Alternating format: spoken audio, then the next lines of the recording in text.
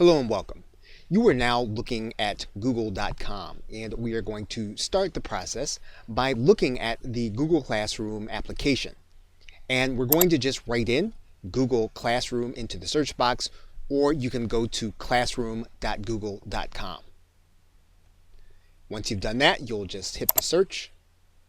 You'll see here that there is a result at the top, Classroom signed in, and you'll go ahead and click that link. Once you do that, you'll be able to come to this screen. If you have not created a course before in Google Classroom, you'll then be able to click continue and then go ahead to the dashboard. Once you do that, then what you'll be able to do is you'll be able to click this button that says create or join a class. You'll then click create class.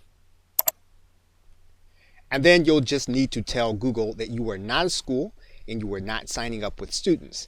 Once you do that, then you'll click this button and then you'll click continue. You'll want to give your class a name, a section, and subject.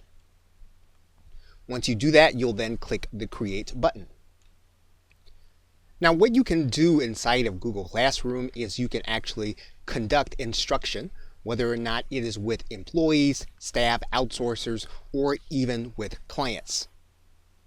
So what we're going to do is we're going to say got it, and we're then going to see some areas that we can actually begin to add content. Now you'll notice here that what you can do is you can post certain items to your class, and these can be YouTube videos. You can also post Google Documents. Now in the right hand corner, if you hover over the button, you'll notice that there are 4 things that you can actually post. You can create an announcement, you can create an assignment, you can create a discussion question, or you can reuse a previous post. Now what we're going to do is we're actually going to create an announcement. Now because this is going to help us to be more productive, we can either post this item now or we can post it in the future. So you can actually post items ahead of time. You can do all of your posting on one day, and then you can set those posts to go at a certain date. And so for example, what we're going to do is we're going to write an announcement. We're then going to categorize this by creating a topic. And once we do that, we can then click post. Now along with the announcement, what we can do is we can bring something in from our Google Drive, or we can even connect a video. So in this particular case, what we're going to do is we're going to go ahead and connect a video. And when we click the video box, then what we can do is we can actually then search YouTube. We'll see a list of videos that we can actually attach. We can then choose the one that we are going to attach, and then we're going to click add. Now this can also be videos that you have already created, and this would be a great way for you to be able to add in additional information for the person who's actually going to be reading your announcement. And we can add multiple items. As you can see, we've actually added in a PDF by clicking this attachment. We can connect a Google Drive item, as we said. And as you can see here, we've added a Google slide from our Google Drive. We can also add in a hyperlink to this announcement. So all we'll need to do is to click this button and then write in our link. Once we do that, we'll click add link. So once we have everything ready for our announcement, all we'll then need to do is to then click post. We can also create an announcement for the future, and all we'll need to do is to go to hover over the button. We'll click the link. We'll write in our information. We can then schedule this for the future. And we can set a date into the future.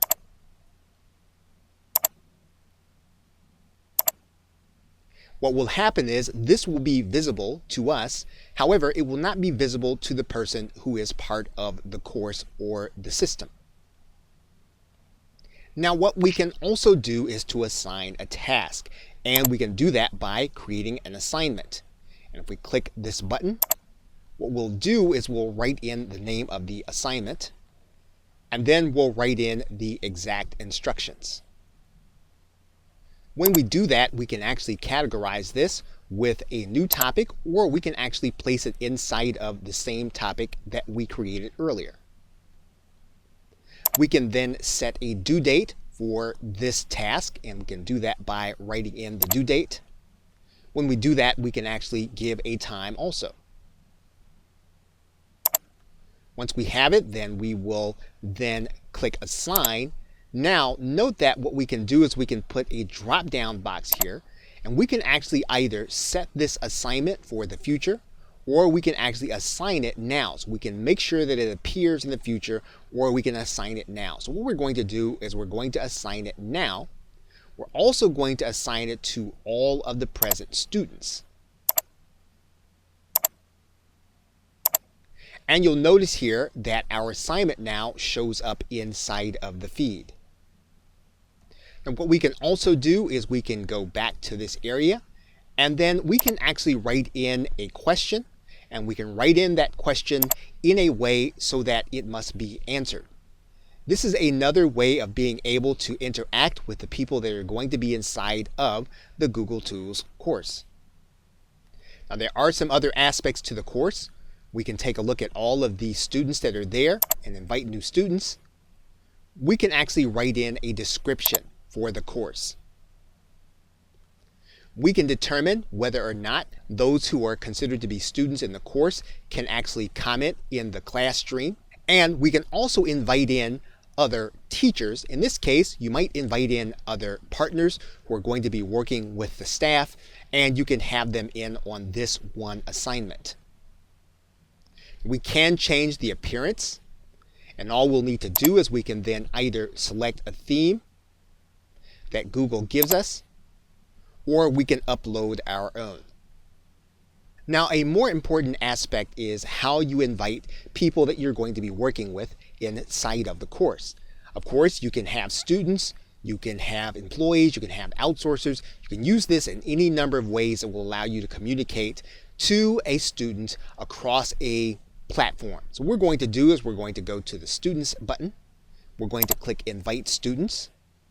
And what you'll need to do is you'll need to have the student's email address. Once you have their email address in, you'll click Add Recipient. Now, the person or student or employee that has actually been invited will actually get an invitation from Google Classroom, and it'll look like this. All that person will need to do is then click the Join button. Now, that student will actually see the very same thing, except they'll see it from the employee or the student perspective. And so you'll be able to control what they see based on what you post and on what date is actually going to be available. So for example, this future scheduled post is not going to be visible to the student, as we can see here. And you'll see it with this browser. The person can then open the document, and what they can do is once they have completed the task, they can mark the assignment as done. And this can be a very useful way of being able to work together and have conversation with outsourcers. We're going to click Mark as Done. And now what we're going to do is we're going to go back to Google Classroom to take a look at it from the instructor or the marketer perspective. And you'll see that it is then marked done. So you can invite one person or several to a specific class, and you'll be able to work with that class to have conversation and workflow with Google Classroom. Okay, so with that, thanks, and I will see you in another video.